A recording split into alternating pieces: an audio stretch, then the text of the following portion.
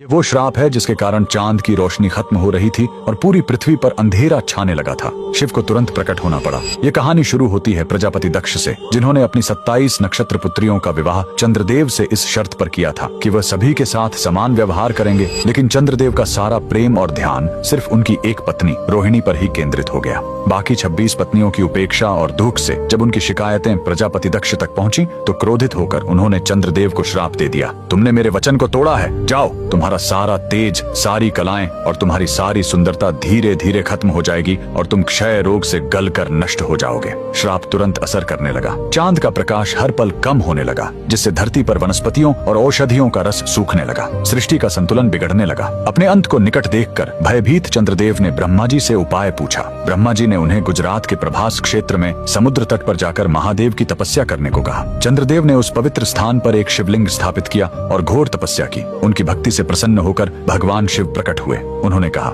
मैं दक्ष के श्राप को पूरी तरह खत्म तो नहीं कर सकता, लेकिन उसका प्रभाव कम कर सकता हूँ। शिव ने वरदान दिया, तुम कृष्ण पक्ष में 15 दिन क्षीण होगे, लेकिन शुक्ल पक्ष में 15 दिन फिर से पूर्ण हो जाओगे। उन्होंने चंद्र को अपने मस्तक पर धारण कर लिया और चंद्रशेखर कहलाए। और जिस ज्योतिर्लिंग की चंद्र ने पूजा की थी वो सोमनाथ, सोम यानी चंद्र के नाथ के नाम से प्रसिद्ध हुआ। और यही सोमनाथ मंदिर भारत का पहला ज्योतिर्लिंग आज भी गुजरात के वेरावल में उसी समुद्र तट पर शान से खड़ा है, जहाँ चंद्रदेव ने श्राप से मुक्ति पाई थी। लेकिन रुकिए, इस मंदिर का एक और रहस्य है। यहाँ मौजूद बाण स्तंभ यह बताता है कि यहाँ से लेकर दक्षिणी ध्रुव तक समुद्र के रास्ते में कोई जमीन नहीं है। भगवान शिव के भक्त कमेंट में हर हर महादेव जरूर लिखें।